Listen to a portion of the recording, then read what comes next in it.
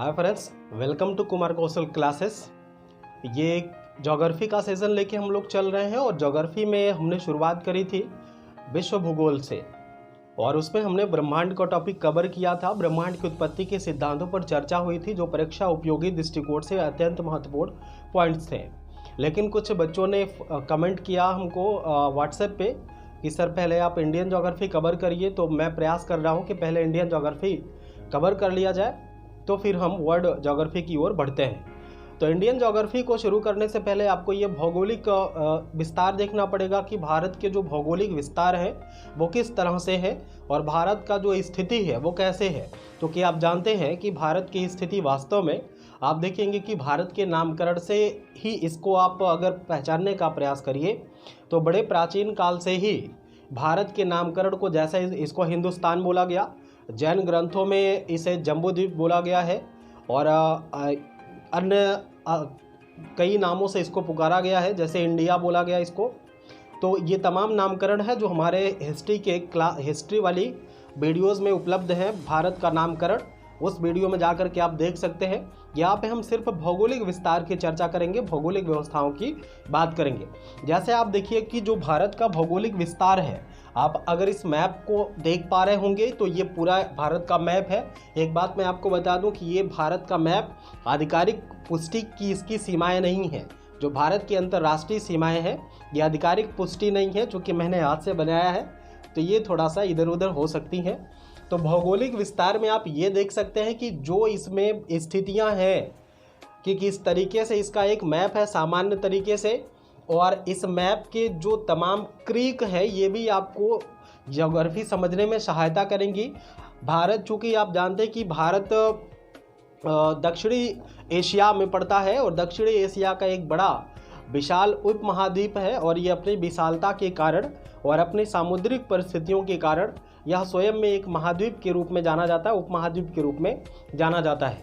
भारत की जो अक्षांशीय और देशांतरीय स्थिति है उसको जानने से पहले आप ये देख सकते हैं कि जो भारत है, भारत की जो लंबाई और चौड़ाई है, माने उत्तर से दक्षिण कश्मीर से लेकर के कन्याकुमारी तक और इधर गुजरात के गौरमाता से लेकर के और अरुणाचल प्रदेश के किबिथु तक इसकी लंबाई और चौड़ाई कितनी है, तो आप इसकी आकृति का पता लगा सकते हैं। जैसे उत्तर में आप देखेंगे तो जम्मू कश्मीर और दक्षिण में कन्याकुमारी, उत्तर से दक्षिण तक भारत की कुल लंबाई 3214 किलोमीटर है।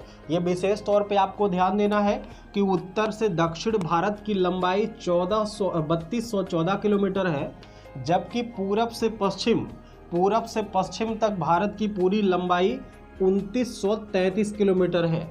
फिर से आप सुन लीजिए कि उत्तर से दक्षिण भारत का जो पूरा लंबाई है वो 3214 किलोमीटर है और पूरब से लेकर के पश्चिम तक इसकी लंबाई 2933 किलोमीटर है। तो आप देख रहे होंगे कि दोनों में लंबाई और चौड़ाई में बहुत कम अंतर है। 2933 ये बात हो रही है और 3214 ये, तो अगर आप इसको देख रहे होंगे तो ये लगभग चतुष्कोणीय स्थिति को प्राप्त कर रहा है।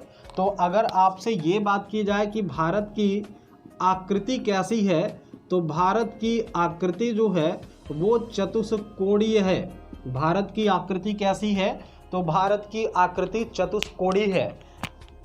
ठीक है, ये भारत की आकृति चतुष्कोणीय है, ये बात आपको ध्यान देनी है। दूसरी बात कि कुछ और हम लोग भारत की अवस्थिति को जोड़ करके परीक्षोपयोगी तथ्यों पर प्रकाश डालने का प्रयास करते हैं। अक्षांश और देशांतर रेखा पहले समझ लीजिए। अक्षांश और देशांतर रेखाएं किसी ग्लोब पर आप देखेंगे, जैसे ये हमने ये ग्लोब बना लिया, इस ग्लोब पर आप ये इस तरह के जो लाइनिंग देखते होंगे इसे हम देशांतर कहते हैं। और इसी माने उत्तर से दक्षिण जो रेखाएं खींची गई हैं ग्लोब पर, उत्तर से दक्षिण जो काल्पनिक रेखाएं खींची गई हैं उसे हम देशांतर रेखा कहते हैं, और जो पूरब से पश्चिम रेखाएं खींची गई हैं इसे हम अक्षांश रेखाएं कहते हैं। दूसरी बात इसमें देखेंगे बड़ा महत्वपूर्ण है कि अक्षांशीय रूप से भारत उत्तरी गोलार्ध का देश है। अक्षांशीय दृष्टि से अगर आप देखेंगे तो भारत उत्तरी गोलार्ध में स्थित है। अगर आप देशांतरीय दृष्टि की बात करेंगे तो ये पूर्वी गोलार्ध के मध्य में स्थिति रखता है। भारत का जो अक्षांशीय विस्तार है वो उत्तरी गोलार्ध में पाया जाता है, जबकि इसका पूर्वी जो देशांतरीय विस्तार है वो पूर्वी गोलार्ध के मध्य में स्थित है। तो इस तरह से यह भी आपको दो बड़े फैक्ट याद रखने पड़ेंगे। भारत की स्थिति जैसे हमने बताई कि भारत की जो आकृति है वो चतुष्कोणीय है। भारत की आकृति कैसी है? चतुष्कोणीय है। और भारत की जो जलवायु है वो भारत की संपूर्ण जलवायु लगभग मानसूनी प्रकार की है। ये पॉइंट्स आपको नोट कर लेनी है कि संपूर्ण भारत की जलवायु लगभग मानसूनी प्रकार की है। तो ये बात आपको याद रखनी है कि भारत की जलवायु कैसी है, तो लगभग मानसूनी प्रकार की है। पूरे भारत में मानसूनी जलवायु को पाया जाता है। ये भारत की एक बड़ी विशेषता है कि भारत एक कृषि प्रधान देश के रूप में अपने अस्तित्व को समेटे हुआ है। तो इसमें भारतीय जलवायु का बड़ा ही महत्वपूर्ण योगदान है। दूसरी बात हम देखेंगे कि जो भारतीय मानसूनी जलवायु है इसका विस्तार उष्ण तथा उपोष्ण दोनों कटिबंधों में पाया जाता है। इसका जो विस्तार है वो उष्ण और उपोष्ण दोनों रूपों में, दोनों कटिबंधों में पाया जाता है, इसलिए इसकी विशेषता और ज़्यादा बढ़ जाती है। नेक्स्ट पॉइंट हमने दिया है इसमें कि भारत की जो स्थिति है क्षेत्रफल के अकॉर्डिंग, भारत दुनिया में क्षेत्रफल की दृष्टि से 7वां स्थान रखता है। भारत क्षेत्रफल की दृष्टि से दुनिया में 7वां स्थान रखता है, माने क्षेत्रफल के रूप में 6 और देश इससे बड़े हैं और 7वां स्थान भारत का है। साथ ही साथ भारत संपूर्ण विश्व के क्षेत्रफल का लगभग 2.43% भूमि को कवर करता है। भारत कितना 2.43% भूमि को कवर करता है और विश्व की जनसंख्या का लगभग 17.5% लोग भारत में रहते हैं।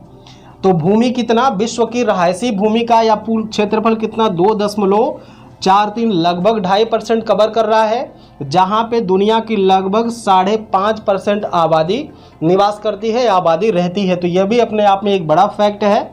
बार बार सवाल पूछा जाता है कि भारत से बड़े 6 राज्य कौन से हैं या 6 देश कौन से हैं। भारत से बड़े आकृति के आधार पर आप देखेंगे कि भारत से बड़े 6 देश कौन कौन से हैं। तो सबसे पहले रूस है, कनाडा, फिर चाइना, यूएसए, ब्राज़ील और ऑस्ट्रेलिया।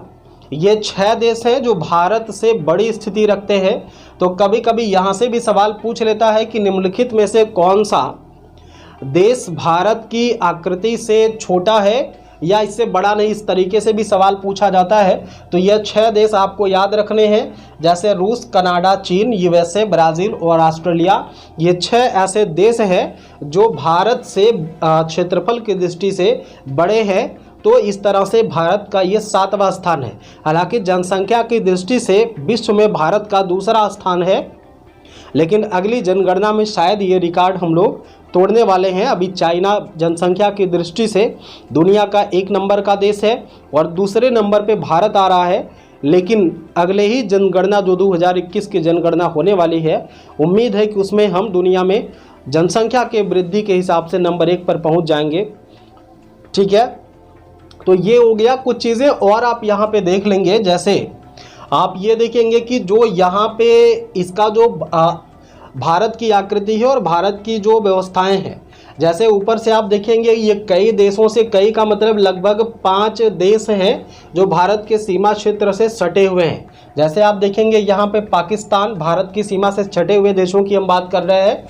दूसरा है अफगानिस्तान जो भारत से ही इसकी सीमा सटी हुई है। तीसरा है चीन, चौथा है नेपाल और ये 5वां है भूटान और छठा है म्यांमार और 7वां है बांग्लादेश। क्षमा चाहते हैं, हमने 5 बोल दिया था गलती से। ये कुल 7 देश हैं जिनकी सीमाएं भारत के भौगोलिक क्षेत्रों को टच करती हैं। पाकिस्तान, अफगानिस्तान, चीन, नेपाल, भूटान, म्यांमार और बांग्लादेश। ये 7 देश हैं जो भारत से सटे हुए हैं। अब इन देशों से भारत के कौन कौन से स्टेट सटे हुए हैं, इस पे हम अभी चर्चा करते हैं। पहले हम इसको समझ लें।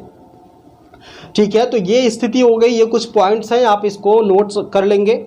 दूसरी बात इसमें देखते हैं कि जो भारत की स्थिति है जैसे हमने कहा कि इसके विस्तार पे बात किया, तो इसका जो पूर्वी और पश्चिमी माने भारत का सबसे पूर्वोत्तर बिंदु, भारत का सबसे पश्चिमोत्तर बिंदु क्या है, भारत का सबसे उत्तरतम और सबसे दक्षिणतम बिंदु क्या है। तो आइए इस पर एक नज़र डालते हैं कि भारत की जो सबसे उत्तरी बिंदु है जो जम्मू कश्मीर में है उसे हम इंदिरा कॉल कहते हैं।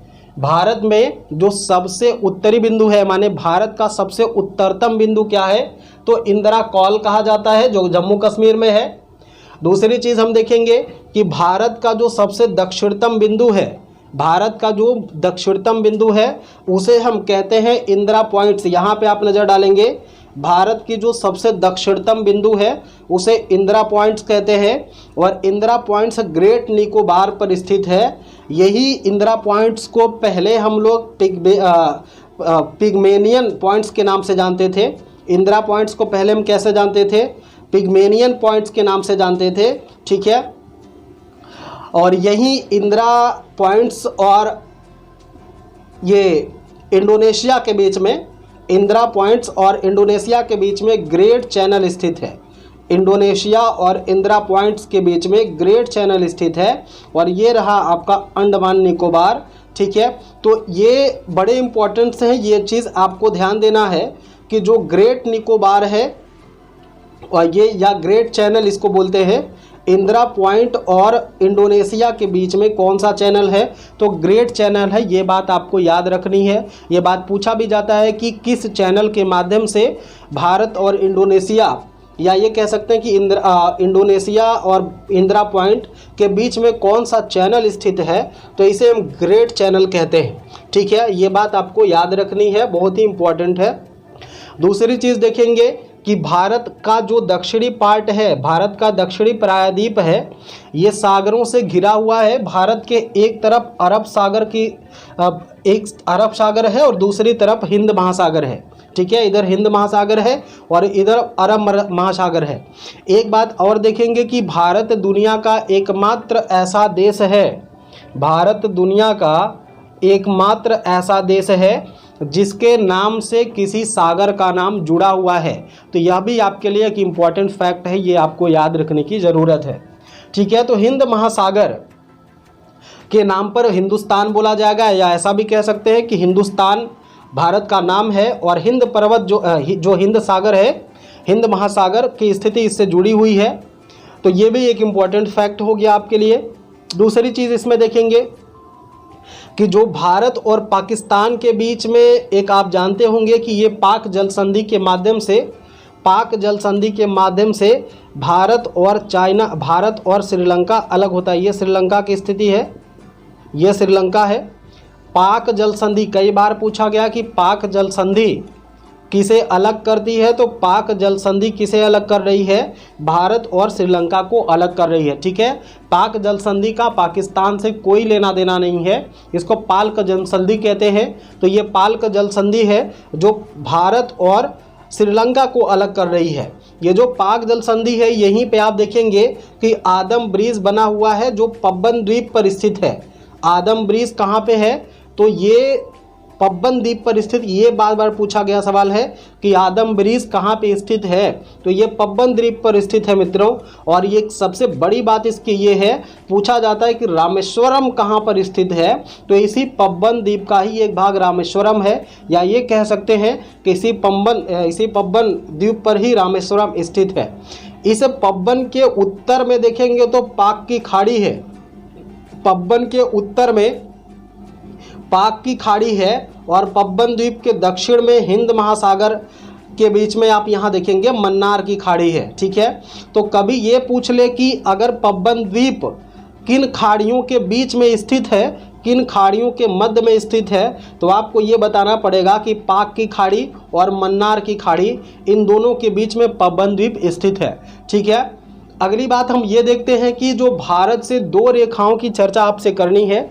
एक तो ये हो जाएगा कि जो भारत से आप यहाँ पे ये देखेंगे कि जो कर्क रेखा है, कर्क रेखा भारत के लगभग बीचों बीच से गुजरती है। लगभग यहाँ से कर्क रेखा भारत के लगभग बीचों बीच से कर्क रेखा ऐसे गुजरती है। और इस कर्क रेखा को आप देखेंगे तो जो कर्क रेखा है भारत के करीब 8 राज्यों से गुजरती है। कर्क रेखा भारत के कितने राज्यों से गुजरती है? तो 8 राज्यों से गुजरती है। यहाँ पे एक लिस्ट हमने बनाया हुआ है कि कर्क रेखा भारत के कितने राज्य से गुजर रही है। 8 राज्य से गुजर रही है। कौन कौन से राज्य हैं ये बात पूछा जाता है, और कौन सा राजधानी कर्क रेखा के सबसे ज़्यादा निकट है ये भी आपसे बार बार पूछा जाता है। तो कर्क रेखा पर स्थित राजधानी की अगर आप बात करेंगे तो रांची राजधानी है। रांची जो है वो कर्क रेखा पर एकदम स्थित है, कर्क रेखा के सबसे पास स्थित राजधानी है। और ये बात कर ले कि वो 8 राज्य कौन कौन से हैं जहाँ से हो करके कर्क रेखा गुजरती है। तो देखिए, सबसे पहला राज्य है गुजरात, दूसरा राजस्थान, तीसरा मध्य प्रदेश, चौथा छत्तीसगढ़, पांचवा झारखंड, छठा पश्चिम बंगाल, सातवां त्रिपुरा और 8वां मिजोरम। ये 8 राज्य हैं जिन राज्यों से हो करके कर्क रेखा गुजरती है। फिर से आप ध्यान देंगे, इन 8 राज्यों का नाम मैं फिर से बोल रहा हूँ और आप इसको फिर से सुन लीजिए। गुजरात, राजस्थान, मध्य प्रदेश, छत्तीसगढ़, झारखंड, पश्चिम बंगाल, त्रिपुरा और मिजोरम। ठीक है, ये 60 फॉर्म में हमने लिखा है। आप चाहें तो 60 फॉर्म लिख सकते हैं, चाहें तो आप पूरा लिख सकते हैं। तो ये 8 नामों को आपको याद रखना है जहाँ से कर्क रेखा होकर के गुजरती है। फिर पूछेगा कि बताइए किस स्थान से या किस राज्य से कर्क रेखा नहीं गुजरती है। तो अक्सर ये पूछा जाता है, जैसे यूपी से देखिए कर्क रेखा नहीं गुजर रही है, नहीं गुजर रही ना यूपी से। गुजरात, राजस्थान, एमपी है, छत्तीसगढ़, झारखंड, वेस्ट बंगाल है, त्रिपुरा, मिजोरम है, लेकिन यूपी कहीं नहीं या अन्य राज्य कहीं नहीं, सिर्फ 8 राज्य से गुजर रही है। तो ये चीज़ आपको याद रखनी है। दूसरी चीज़ आपको ये देखना कि लगभग जो जीएमटी है माने ग्रीनविच रेखा है, जिसे हम अंतर्राष्ट्रीय तिथि रेखा कहते हैं, ये जो भारत का समय स्टैंडर्ड रेखा मानी जाती है, वो 82.5 डिग्री पूर्वी देशांतर से होकर के गुजरती है। लगभग ये भारत के मध्य से इसको गुजरती है। लगभग भारत से जो 82.5 डिग्री पूर्वी देशांतर जीएमटी की रेखा है, या जो ये कह सकते हैं कि जो स्टैंडर्ड टाइम लाइन है, वो भारत के लगभग मध्य से गुजरती है, उत्तर दक्षिण ऐसे आप देख रहे हैं देशांतरी स्थिति है। तो ये रेखा है 42.5। ये जो ब्लू कलर की रेखा आपको दिख रही है, ये वाली रेखा, ये 82.5 डिग्री पूर्वी देशांतर है, जो उत्तर प्रदेश के इलाहाबाद में नैनी के पास से होकर के गुजरती है। कहाँ से गुजरती है? तो नैनी से होकर के गुजरती। ये चीज़ आपको ध्यान देनी है, क्योंकि नैनी की बात आई है और जीएमटी की बात आई है कि जो भारत का स्टैंडर्ड मानक समय है, जो भारत का मानक समय है वो कितने से गुजर रहा है। तो आपको बताना पड़ेगा कितना अक्षांश बताया गया, देशांतर बताया गया, 82.5 पूर्वी देशांतर। ठीक है, तो पूरब, अब भाई आप अगर इसको ऐसे सामान्य रूप से समझेंगे तो आधे के इधर पूरब हो जाएगा, आधे के इधर पश्चिम हो जाएगा। ठीक है, और हिंद पर्वत के ऊपर उत्तर हो जाएगा, और इसके नीचे दक्षिण भारत की बात होती है, प्रायद्वीपीय भारत की बात होती है। तो ये जो स्थिति है ये 82.5 डिग्री पूर्वी देशांतर है, जो भारत का राष्ट्रीय मानक समय रेखा गुजरती है, वो यहीं से जा रही है इलाहाबाद के नैनी के पास से। जो अंतर्राष्ट्रीय तिथि रेखा से करीब 5.5 मिनट अधिक है, माने 5.5 घंटा ज़्यादा चलती है, प्लस करके चलती है। ये बार बार पूछा जाता है कि जीएमटी या जो भारत का समय रेखा है वो अंतर्राष्ट्रीय रेखा से कितना समय या अंतर्राष्ट्रीय समय से भारतीय समय कितना आगे चलता है। तो 5.5 घंटा आगे चलता है। जो ग्रीनविच इंग्लैंड में अंतर्राष्ट्रीय टाइमिंग लाइन है वहाँ से और भारत का जो समय है वो कुल मिलाकर के वहाँ के अंतर्राष्ट्रीय रेखा से अंतर्राष्ट्रीय समय से भारत 5.5 घंटा आगे चलता है। ये बात आपको याद रखनी, कितना घंटा आगे, तो 5.5 घंटा आगे चलता है। ठीक है, ऑप्शन में आपको पीछे भी लिखा रहेगा 5.5 घंटा पीछे चलती है, 5.5 घंटा आगे चलता है, ऐसा करके कई ऑप्शन आपके पास रहेंगे। तो जो आगे है ऑप्शन वही आपको याद रखना है कि 5.5 घंटा आगे चलती है। जो भारतीय समय है वो अंतर्राष्ट्रीय समय लाइन से 5.5 घंटा आगे चलती है। ठीक है, एक और बात यहीं पे आप समझ लीजिए कि जो हमने बात किया कि पूर्वी दिशा 82.5 डिग्री पूर्वी देशांतर इलाहाबाद के नैनी के पास से गुजर रहा है, तो आप अगर कॉन्टिनेंटल थ्योरी को जानते होंगे तो आप ये सामान्य चीज़ समझ लीजिए कि जो हमारी पृथ्वी है वो कई प्लेटों में बटी हुई है, कॉन्टिनेंट में बटी हुई है, महाद्वीप में बटी हुई है, और प्रत्येक महाद्वीप और इसके धरातल में अंदर तलहटी में बहुत सारे प्लेटें पाई गई हैं, बड़ी छोटी तमाम प्लेटें हैं, वो प्लेटें खिसकती रहती हैं। तो जिसके कारण आप जानते होंगे कि इसका मूवमेंट चल रहा है, पृथ्वी का मूवमेंट हो रहा है, जिसके कारण पृथ्वी खिसक रही है। ठीक है, तो उसके जो आपके प्लेटें हैं वो खिसक रही हैं। ठीक है, तो जिसका परिणाम ये हुआ कि अब जो भारत का ये मानक समय है, ये जो लेटेस्ट डाटा है वो आप चला गया है मिर्ज़ापुर, नैनी नहीं बल्कि अभी अब मिर्ज़ापुर चला गया। हालांकि अभी आप इसको नैनी ही मानेंगे, लेकिन लेटेस्ट अपडेट ये है कि अगर आपसे ये पूछे कि 82.5 डिग्री पूर्वी देशांतर भारत का समय, जो राष्ट्रीय समय रेखा है वो कहाँ से गुजर रही, किसके पास से, तो अगर नैनी ऑप्शन ना दिया हो और मिर्ज़ापुर दिया हो, ठीक है, मिर्ज़ापुर दिया हो तो आप मिर्ज़ापुर लगा सकते हैं। अगर यहाँ पे मिर्ज़ापुर दिया हो, अगर मिर्ज़ापुर दिया हो तो आप मिर्ज़ापुर भी लगा सकते हैं, चूँकि ये लेटेस्ट अपडेट है।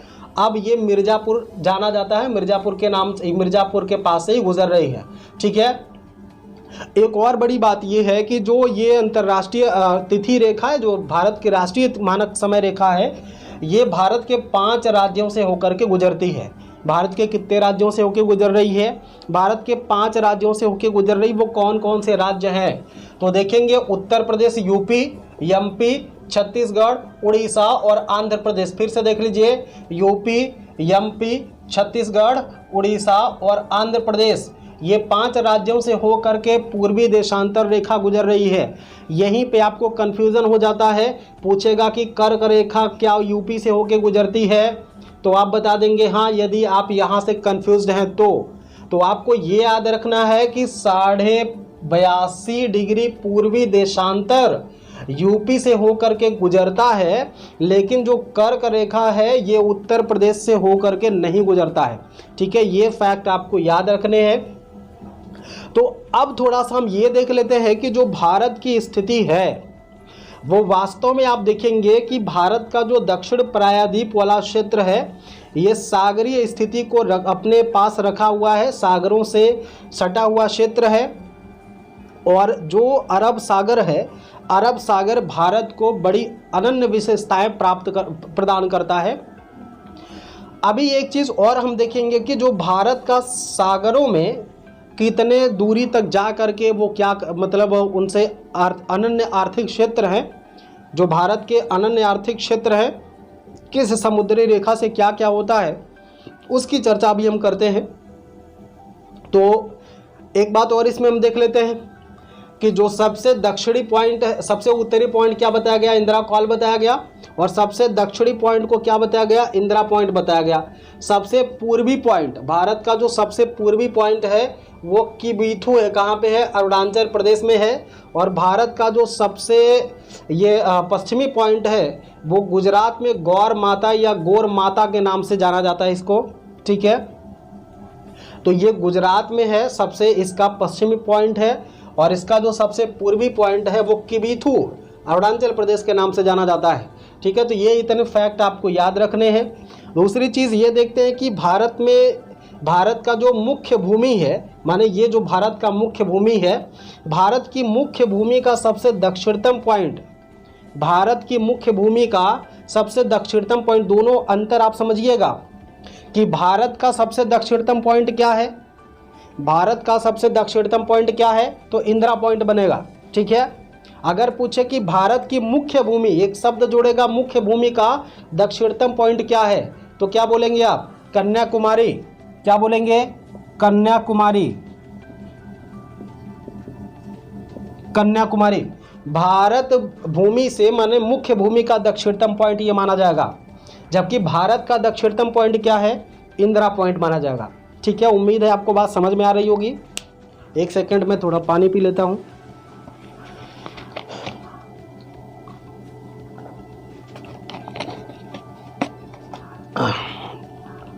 तो भारत की मुख्य भूमि का सबसे दक्षिणतम पॉइंट क्या होगा? कन्याकुमारी होगा, ठीक है।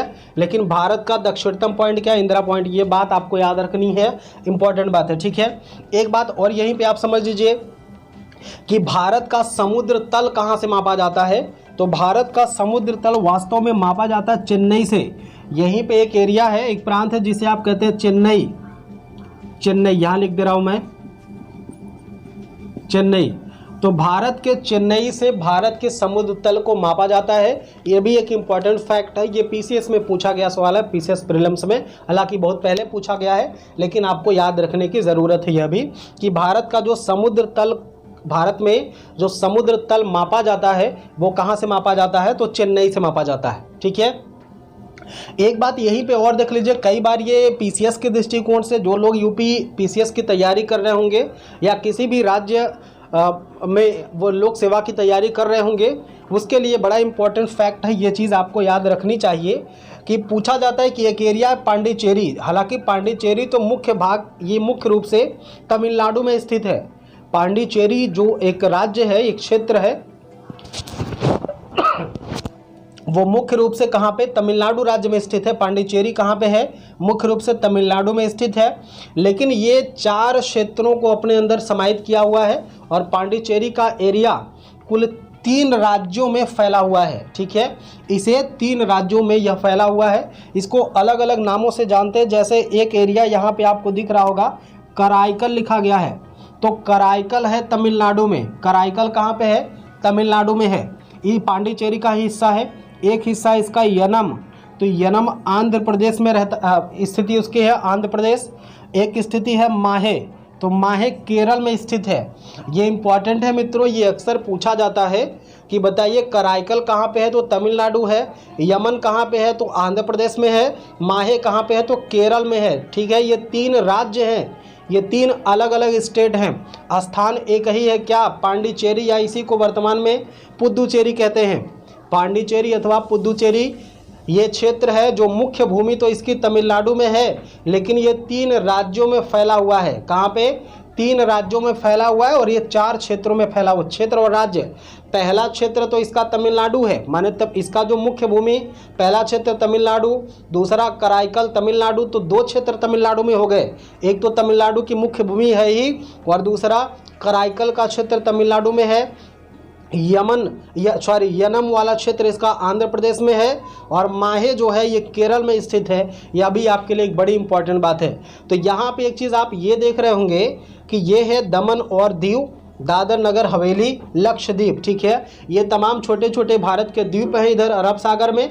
और इधर आप अगर हिंद महासागर और बंगाल की खाड़ी की तरफ आएंगे तो इधर यहाँ पे आपको देखिएगा अंडमान निकोबार। तो अंडमान निकोबार के पास इंदिरा कॉल इत्यादि इसकी चर्चा हुई, ग्रेट निकोबार, कार निकोबार, इन सब पे आप देखेंगे। लेकिन यहाँ पे मुख्य चर्चा ये है कि ग्रेट चैनल किसको अलग करता है? तो इंडोनेशिया और इंदिरा पॉइंट से ये इसके दोनों के मध्य में है। इंदिरा पॉइंट और इंडोनेशिया के मध्य में कौन सा चैनल है? तो ग्रेट चैनल है, ठीक है। यहाँ पे एक चीज़ आप देखेंगे, बड़ी इंपॉर्टेंट फैक्ट है और बहुत ही ज़्यादा ये पूछा गया है, पूछा जाने वाला है परीक्षा की दृष्टि से।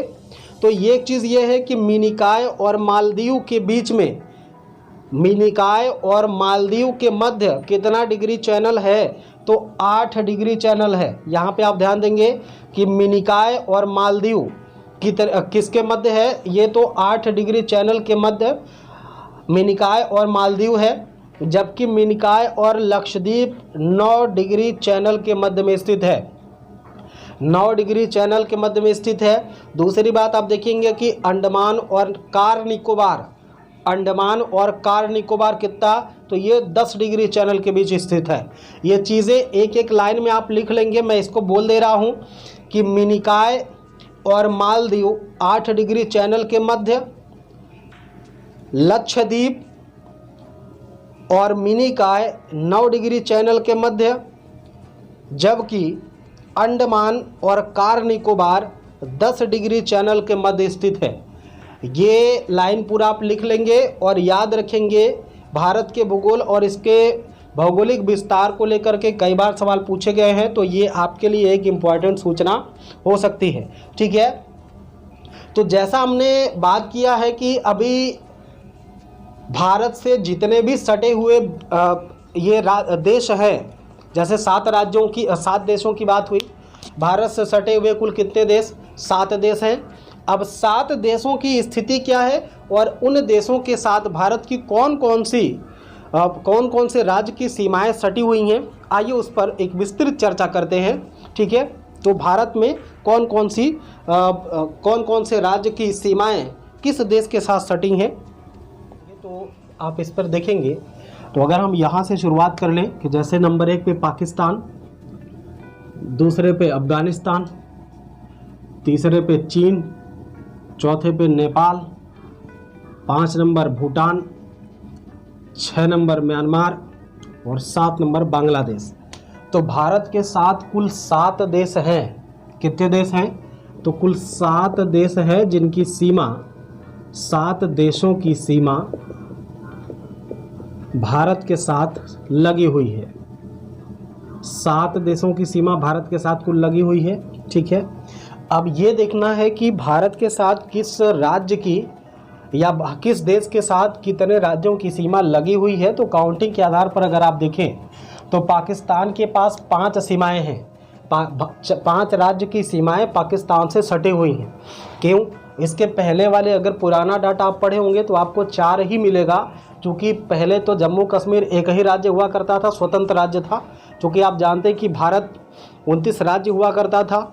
वर्तमान में अगर आप नए डाटा के हिसाब से देखते हैं तो भारत में पुनः 28 राज्य और 28 राज्यों के साथ ही इसमें 9 केंद्र शासित प्रदेश हो गए हैं। ये चीज़ आपको याद रखनी है, ये चीज़ आपको जानना है, क्योंकि जम्मू कश्मीर का भारत में ये 370 धारा जो हटी है उसके बाद वो 2 स्वायत्त या ये कह सकते हैं कि 2 केंद्रीय राज्यों के रूप में परिवर्तित कर दिया गया है।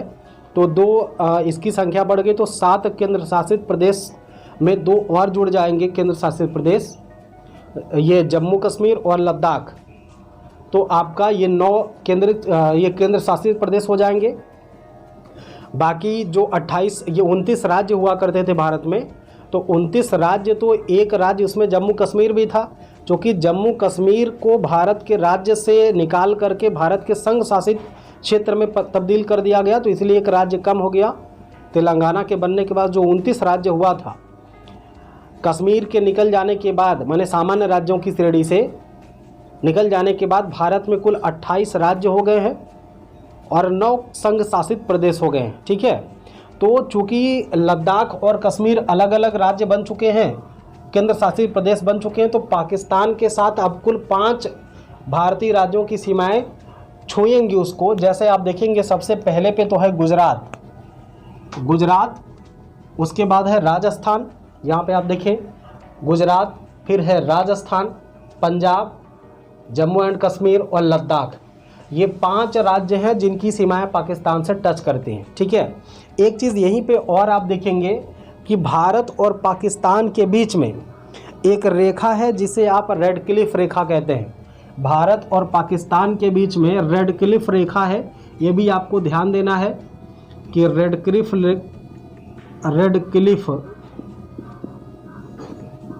सीमा रेखा किसके किसके बीच में है? तो पाकिस्तान और भारत। रेड क्लिफ सीमा रेखा जो है ये भारत और पाकिस्तान के बीच में है। 1947 में जब भारत और पाकिस्तान का विभाजन हुआ तो रेड क्लिफ के नेतृत्व में सीमा आयोग का गठन किया गया था और उसके बाद इस रेखा का निर्धारण किया गया। तो पहले यहाँ से भी सवाल पूछे जाते थे कि भारत और पाकिस्तान में कौन सी सीमा रेखा भारत और पाकिस्तान के सीमा का निर्धारण करती है? तो रेड क्लिफ सीमा रेखा भारत और पाकिस्तान का निर्धारण करती है। अगर ये सवाल आपसे पूछे कि पाकिस्तान भारत के कितने किलोमीटर सीमा से सटा हुआ है, तो कुल ये 3323 किलोमीटर भारत की भूमि को टच करता है या उससे सटा हुआ क्षेत्र है। इसका लगभग ये 3323 किलोमीटर सटा हुआ है। भारत के साथ जो बाहरी देश है उनमें अफगानिस्तान सर्वाधिक कम सीमा क्षेत्र से सटा हुआ है। जैसे मात्र 106 किलोमीटर ही अफगानिस्तान भारत से सटा हुआ है और इसमें एक राज्य भारत का जम्मू और कश्मीर की सीमा अफगानिस्तान से टच होती है और ये भाग कहा जाता है पीओके, जिसे पाक ऑक्युपाइड कश्मीर कहते हैं, पीओके कहते हैं, या इसी को पाक अधिकृत कश्मीर कहते हैं। ठीक है, तो यह भी भारत का हिस्सा है, यह भारत का अभिन्न हिस्सा है पीओके। हालांकि इस पे अवैध रूप से पाकिस्तानियों ने कब्जा कर लिया है, तो ये भी भारत का हिस्सा और एक अफगानिस्तान के साथ सिर्फ यही जम्मू कश्मीर माने पीओके का क्षेत्र सटा हुआ है। तो ये चीज़ भी आपको ध्यान देनी है। दूसरी बात यह है कि अफगानिस्तान की सीमा भारत के साथ सबसे कम किलोमीटर में सटी हुई है, कितना, 106 किलोमीटर। ठीक है, आगे हम चलते हैं कि चीन में आप देखेंगे कि चीन जो है ये 3488 किलोमीटर की सीमा रेखा बनाता है भारत के साथ, 3488 किलोमीटर की सीमा रेखा बनाता है और इससे कुल 6 राज्य सटे हुए हैं। चाइना के साथ भारत के कुल 6 राज्यों की सीमा रेखा निर्धारित होती है, बनती है। सबसे पहले जिसमें आप देखेंगे हिमाचल प्रदेश, जिसे आप एचपी कहते हैं, हिमाचल प्रदेश या एचपी, जैसे देखिए हिमाचल प्रदेश, दूसरा है उत्तराखंड और तीसरा है सिक्किम, चौथा है आंध्र प्रदेश, सॉरी ये अरुणाचल प्रदेश, एपी है तो अरुणाचल प्रदेश है ये, आंध्र प्रदेश तो नीचे नहीं जा पाएगा। ये यहाँ पे है, आप जानते होंगे, ये अरुणाचल प्रदेश वाला एरिया ये पूरा है। तो यह भी चाइना के साथ सटा हुआ है और बहुत ज़्यादा विवाद अरुणाचल प्रदेश और अरुणाचल प्रदेश में भारत की सीमा को लेकर के चाइना के साथ बड़े लंबे विवाद चल रहे हैं और आज भी भारत का तमाम क्षेत्र अवैध रूप से चीनियों के कब्जे में है। ठीक है, तो ये अरुणाचल प्रदेश, फिर जम्मू कश्मीर और लद्दाख, ये 6 राज्य हैं जिनकी सीमाएं चीन के साथ लगी हुई हैं। उसके बाद आप आगे चलेंगे तो नेपाल मिलेगा, तो नेपाल लगभग 1751 किलोमीटर, कितना, 1751 किलोमीटर नेपाल की सीमा जो है, नेपाल की सीमा रेखा भारत के साथ सटी हुई है और कुल 5 राज्य जो हैं नेपाल से सटे हुए हैं। कौन कौन से हैं, तो उत्तर प्रदेश, बिहार, पश्चिम बंगाल, सिक्किम और उत्तराखंड, ये 5 राज्य ऐसे हैं जो नेपाल के साथ सटे हुए हैं। फिर से आप देख लीजिए, उत्तर प्रदेश, बिहार, पश्चिम बंगाल या वेस्ट बंगाल, उसके बाद सिक्किम और उत्तराखंड, ये 5 राज्य हैं जिनकी सीमा रेखा नेपाल के साथ लगी हुई है। ठीक है, आगे हम देखते हैं भूटान। भूटान जो है ये 699 किलोमीटर लंबी सीमा रेखा निर्धारित करता है भारत के साथ और इसके साथ कुल 4 भारतीय राज्य की सीमा लगी हुई है। एक तो है पश्चिम बंगाल, दूसरा सिक्किम, अरुणाचल प्रदेश और फिर यहाँ पे असम। ये 4 राज्य ऐसे हैं जो भूटान के साथ लगे हुए हैं। ठीक है, तो ये असम को थोड़ा सा आप ध्यान देंगे, असम। ठीक है, ये चूँकि यहाँ से फिगर आप देखेंगे, अगर मैप में आप देखने का प्रयास करें, चूँकि जब आप इसको पढ़ रहे होंगे तो आपके पास अगर कोई भी मैप होगा, ठीक है, आपके पास अगर कोई भी मैप होगा, कोई भी एटलस होगा, तो आप उसकी मदद से ही भूगोल का अध्ययन करेंगे।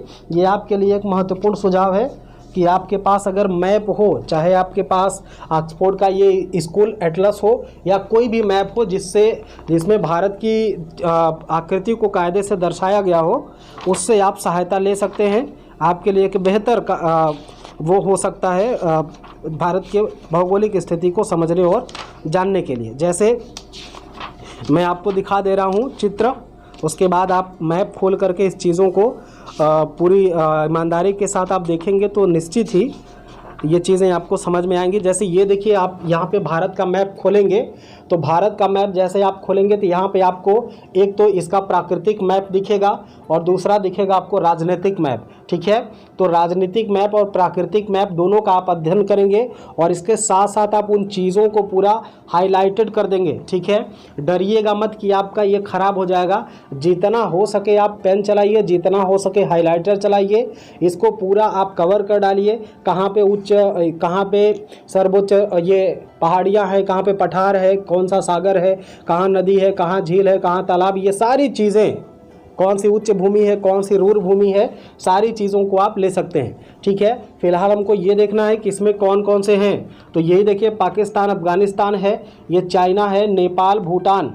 ठीक है, नेपाल, भूटान, और इसी के साथ आप यहाँ पे देखेंगे कि ये म्यांमार की स्थिति है और ये है बांग्लादेश। ठीक है, ये कुल 7 ऐसे राज्य हैं 7 ऐसे देश हैं जिनके साथ भारत की सीमा संबंध निर्धारित होते हैं। ठीक है, तो इसके बाद आइए अब देखते हैं कि इस पे चर्चा कर रहे हैं हम लोग। तो कुल मिलाकर के भूटान के साथ 4 राज्य भारत के लगे हुए हैं। और इसके बाद म्यांमार के साथ देखेंगे तो यहाँ भी 4 हैं। एक तो है अरुणाचल प्रदेश, दूसरा है नागालैंड, तीसरा है मिजोरम और चौथा है मणिपुर। यह भी आप ध्यान देंगे, यहाँ थोड़ा सा शॉर्ट फॉर्म हमने किया हुआ है। अरुणाचल प्रदेश, नागालैंड, मिजोरम, मणिपुर। मिजोरम को हमने यम लिखा है, आप इसको मिजोरम ही पढ़ेंगे, ठीक है। तो 4 राज्यों के साथ इस म्यांमार की सीमा निर्धारित है। कुल 1643 किलोमीटर का संबंध भारत और म्यांमार के बीच में है। उसके बाद आप देखेंगे तो लगभग ये 4096 किलोमीटर लंबी सीमा रेखा का निर्धारण बांग्लादेश करता है भारत के साथ। चूँकि यहाँ पे आप देखेंगे तो बहुत क्रीक है। क्रीक का मतलब आप यहाँ पे देख रहे होंगे, ये बहुत ज़्यादा ये जो किनारे होते हैं कटे फटे होते हैं, जो स्थल के किनारे होते हैं वो कटे फटे होते हैं, जिसे क्रीक कहा जाता है, ठीक है। तो ये बहुत ज़्यादा क्रीक है, बहुत ज़्यादा घुमावदार है बांग्लादेश के साथ। कुल 5 राज्यों की सीमा रेखाएं लगी हुई हैं। कुल 5 राज्य बांग्लादेश से सटे हुए, जैसे पश्चिम बंगाल, मेघालय, मिजोरम, त्रिपुरा और असम। ये 5 राज्य हैं जिनकी सीमा रेखा बांग्लादेश के साथ निर्धारित होती है। तो ये सबसे बड़ा, एक बात और आप यहाँ पे समझ लीजिए कि भारत के साथ अगर सबसे बड़ी स्थिति या सबसे लंबी सीमा रेखा का निर्धारण कोई करता है तो वो कौन सा है? बांग्लादेश है, ठीक है। आप यहाँ पे देख भी सकते हैं कि किलोमीटर आप देखेंगे तो सबसे ज़्यादा 4096 किलोमीटर, ठीक है। 4096 किलोमीटर सबसे लंबी सीमा रेखा बांग्लादेश की है। तो इसलिए आप ये भी याद रखिएगा, और बार बार पूछा भी जाता है, ठीक है। तो सबसे लंबी सीमा रेखा का निर्धारण किसके साथ है? बांग्लादेश और भारत के बीच में सबसे ज़्यादा सीमा रेखा है, ठीक है। तो ये हो गया कुछ बड़े महत्वपूर्ण। अच्छा, एक बात और आप जान लीजिए कि ये जैसे हमने केवल अभी बात किया रेड क्लिफ की, इसके अलावा आप देखेंगे कि चीन, ठीक है, चीन और भारत के बीच में, माने ये स्थिति आप यहाँ पे देखेंगे तो भारत में अरुणाचल प्रदेश है ये, और अरुणाचल और यहाँ पे ये चीन का क्षेत्र है। इन दोनों के बीच में मैकमोहन रेखा का निर्धारण किया गया है। मैकमोहन सीमा रेखा। तो भारत और चीन के बीच में मैकमोहन सीमा रेखा है। भारत और पाकिस्तान के बीच में रेड क्लिफ सीमा रेखा है, जबकि भारत और अफगानिस्तान के बीच में डूरंड सीमा रेखा है। डूरंड सीमा रेखा। फिर से आप ध्यान दीजिए, ये बात आपको पूछा जाता है और आप इसको याद रखें। हालांकि जीके की चीज़ें आप बहुत पहले पढ़े होंगे, लेकिन फिर से मैं करवा दे रहा हूँ। अगर कोई बच्चा एकदम फ्रेशर होगा उसके लिए सहूलियत हो जाएगी। भारत और पाकिस्तान के बीच में रेड क्लिफ है। भारत और अफगानिस्तान के बीच में डूरंड रेखा है। भारत और चीन के बीच में मैकमोहन रेखा का निर्धारण किया गया है। ये 3 सीमा रेखाएं हैं। तीनों सीमा रेखाओं को सीमा रेखा आयोग के माध्यम से निर्धारित करके सीमाओं को निर्धारित किया गया है। तो ये एक महत्वपूर्ण विशेषता हो गई। आइए अब हम चर्चा करते हैं कि भारत का जो विशिष्ट आर्थिक या उसका भारत का जो अनन्य आर्थिक जोन है वो कहाँ से कहाँ तक है, ठीक है। भारत में जैसे कि आपको बताया गया कि इधर अरब सागर है और इधर हिंद महासागर है और इधर बंगाल की खाड़ी है, बे ऑफ बंगाल है, ठीक है। तो इसमें मूल रूप से जैसा आपको हमने बताया कि भारत की सागरीय अर्थव्यवस्था को या सामरिक महत्वपूर्ण से या व्यापारिक दृष्टिकोण से हिंद महासागर का बहुत बड़ा सपोर्ट है। कौन से सागर का? हिंद महासागर। हिंद महासागर का सबसे ज़्यादा प्रभाव, चूँकि केंद्रीय भूमिका निर्वहन करता है ये भारत के साथ। हिंद महासागर का जो केंद्रीय क्षेत्र है वो भारत के साथ लगा हुआ है, तो इसलिए सबसे ज़्यादा इम्पोर्टेंट बात हिंद महासागर के रूप में भारत के लिए हो जाती है। और इधर अरब का है, ठीक है। तो आइए इसको हम ये समझ लेते हैं कि समुद्र में कहाँ तक भारत की स्थिति क्या है। समुद्र में कहाँ तक भारत की क्या स्थिति है, कहाँ तक भारत को व्यापार करने की और टैक्स लेने की, तमाम तरह के कर निर्धारण की या अप्रवासी भारतीयों के साथ उनसे ये आर्थिक वसूली करने की का अधिकार है, ठीक है। तो आप ध्यान से देखेंगे, बहुत ही इम्पोर्टेंट है ये वाली टॉपिक। ये यहाँ तक का भारत का पार्ट हमने, ये प्रायद्वीपीय भारत का पार्ट है और इसे हमने थोड़ा सा जूम कर दिया है। आपको ये टूटी फूटी इसके किनारे दिख रहे होंगे, ये देखिए टूटे फूटे इसके किनारे दिख रहे हैं, इसको थोड़ा सा हमने जूम करके बनाया हुआ है, तो आप भी ऐसे कल्पना करेंगे, ऐसे समझेंगे इस चीज़ को, ठीक है। क्योंकि अभी आप जैसे ये मैप हमने दिखाया तो इस मैप में आप देख रहे होंगे कि सीमाएं बड़ी ठीक ठाक हैं, ठीक है, बड़ी शांत दिख रही हैं। लेकिन जब आप इसको पास से जाके देखेंगे तो ये स्थलीय भाग होते हैं, तो कहीं पे स्थल बहुत ज़्यादा निकला होता है, कहीं पे बहुत ज़्यादा कम होता है। सागरों के साथ इसकी एक बढ़िया कॉम्बिनेशन आपको दिखाई देगा। तो आइए इसमें देखते हैं कि ये जो स्थल भाग है, ठीक है, ये स्थल भाग है, और स्थल भाग देखिए यहाँ तक निकला हुआ, कहीं पे यहाँ पे कम है, कहीं पे ज़्यादा है। तो ये जो क्रीक बना हुआ है, ये जो स्थलों भाग के जो स्थल के टूटे फूटे भाग हैं, इसे क्रीक कहते हैं। ये जो क्रीक बना हुआ है ना, इस क्रीक को एक काल्पनिक रेखा खींच करके मिला दिया गया है।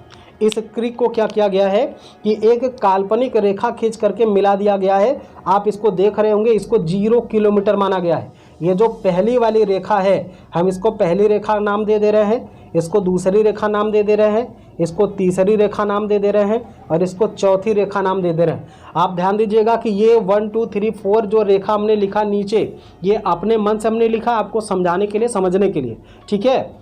बाकी आप देखेंगे तो रेखा नंबर 1 जिसे हम क्या कहते हैं, आधार रेखा कहते हैं। क्या रेखा कहते हैं? आधार रेखा कहते हैं। मतलब हम ये कहेंगे कि स्थल भाग के क्रीक वाले पार्ट को या स्थल भाग को ऐसे एक वह रेखा, वह काल्पनिक रेखा जो समुद्र में निकले स्थल भाग को मिलाती है, उसे हम आधार रेखा कहते हैं। फिर से सुन लीजिए, स्थल भाग, ठीक है, समुद्र में टूटे फूटे स्थल भाग को मिलाने वाली काल्पनिक रेखा को हम क्या कहते हैं?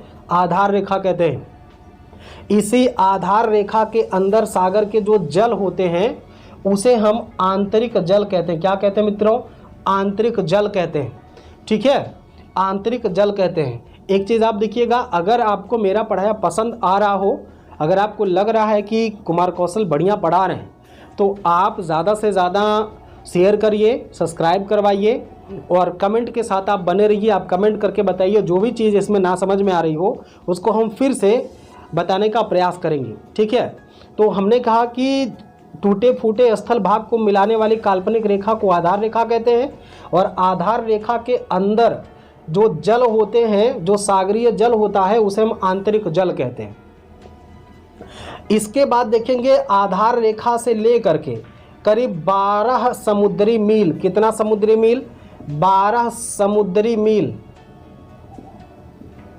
12 समुद्री मील, इसी को नॉटिकल मील भी कहते हैं, इसी को नॉटिकल मील कहते हैं। तो नॉटिकल मील का या समुद्री मील का मतलब होता है कि एक समुद्री मील बराबर 1.8 किलोमीटर, ठीक है। ये चीज़ भी आप ध्यान देंगे, क्योंकि बार बार समुद्री मील का नाम आता है तो आप उसमें गड़बड़ ना करें, इसलिए आप इसको जानते रहिए। समुद्री मील का मतलब क्या है? एक समुद्री मील बराबर कितना हो जाएगा? 1 नॉटिकल मील इक्वल टू 1.4 किलोमीटर, 1.8 किलोमीटर एक समुद्री मील के बराबर होता है, ठीक है। तो ये आधार रेखा से लेकर के 12 किलोमीटर, 12 समुद्री मील, या ये कह सकते हैं कि नॉटिकल मील, 12 नॉटिकल तक क्या है हमारा? ये से हम क्षेत्रीय सागर कहते हैं। ये 12 समुद्री मील तक जल का जो भाग है उसे हम क्या कहते हैं मित्रों? क्षेत्रीय सागर कहते हैं, ठीक है। अगली बात, 0 माने आधार रेखा से लेकर के 24 नॉटिकल मील तक, आधार रेखा से लेकर के कहाँ तक? 24 नॉटिकल मील तक ये वाला जो जल का क्षेत्र है इसे हम अविच्छिन्न या इसी को संलग्न क्षेत्र कहते हैं। संलग्न सागरीय क्षेत्र कहेंगे या इसी को अविच्छिन्न सागरीय क्षेत्र कहेंगे, ठीक है। तो ये यहाँ से मतलब 0 से लेकर के 12 तक, अर्थात आधार रेखा से लेकर के 24 नॉटिकल मील तक ये अविच्छिन्न संलग्न क्षेत्र माना जाता है। इस क्षेत्र में भारत को यह सुविधा है कि भारत यहाँ के अंदर, इसके अंदर ये जो अप्रवासी भारतीय हैं या तमाम तरीके के जो टैक्स वसूलने के कार्य है, व्यापारिक कार्य है, उन तमाम कार्यों का निष्पादन कर सकता है। इसका उपयोग आर्थिक रूप से अपने लिए कर सकता है। संपूर्ण रूप से आर्थिक गतिविधियों का संचालन, टैक्स लगाना, टैक्स वसूलना, सारा काम ये इन क्षेत्रों में कर सकता है। कितना? आधार रेखा से लेकर के 24 नॉटिकल मील या समुद्री मील तक, ठीक है। आगे बढ़ेंगे जब हम रेखा नंबर 3 को पार करेंगे, माने 0 से लेकर के अर्थात आधार रेखा से 200 नॉटिकल मील तक आप चले जाइए। आधार रेखा से कितना? 200 नॉटिकल मील आप चले जाएंगे। जब आप 200 नॉटिकल मील समुद्र के अंदर चले जाएंगे तो ये बोला जाता है विशिष्ट आर्थिक क्षेत्र, अनन्य आर्थिक क्षेत्र, या इसी को कहते हैं एक्सक्लूसिव इकोनॉमिकल जोन। ठीक है, एक्सक्लूसिव ये इकोनॉमिकल जोन कितना है? आधार रेखा से लेकर के 200 नॉटिकल मील को हम क्या बोलेंगे? ये विशिष्ट आर्थिक जोन है। इसी को आप शॉर्ट फॉर्म में लिख लेते हैं EEZ, ऐसे करके हम समझते हैं इसको। क्या है? एक्सक्लूसिव इकोनॉमिकल जोन या विशिष्ट आर्थिक जोन क्या है? ये ऐसा क्षेत्र है जहाँ पे भारत को किसी भी द्वीप के निर्माण का, किसी भी तरह के अन्वेषण का, पर्यावरण सुरक्षा का, या सागरीय जल के बेहतर उपयोग का, या वहाँ पे अन्वेषण करने का, यहाँ पे कोई सैन्य अड्डा स्थापित करने का, अनेक प्रकार के अधिकार भारत को मिले हुए हैं। या प्रत्येक भी देश का, कोई भी देश हो, उस देश की सीमा से, माने उस देश की आधार रेखा से 200 मील तक की जो सागर का क्षेत्र है, वो किसी भी देश को उसके आर्थिक दोहन का महत्व, आर्थिक दोहन का अधिकार उसको दिया गया है। तो हम ये कह सकते हैं कि आधार रेखा से लेकर के 200 नॉटिकल मील तक भारत का अधिकार है इतने सागर पर। इतने क्षेत्रों में भारत कुछ भी, कोई भी कार्य कर सकता है। लेकिन 200 नॉटिकल मील के आगे जब आप बढ़ेंगे तो उसके आगे उच्च सागर, इसे हाई सी कहते हैं, उच्च सागर का एरिया है। और यहाँ पे सभी देशों का समान अधिकार माना जाता है। यहाँ पे सभी देशों का क्या है? समान अधिकार है। ठीक है, तो ये भी एक इम्पॉर्टेंट पहलू है। इसको आप 2-3 बार अगर हो सके, अगर ना एक बार में समझ में आए तो आप 1 से 2 बार 3 बार देख लीजिएगा।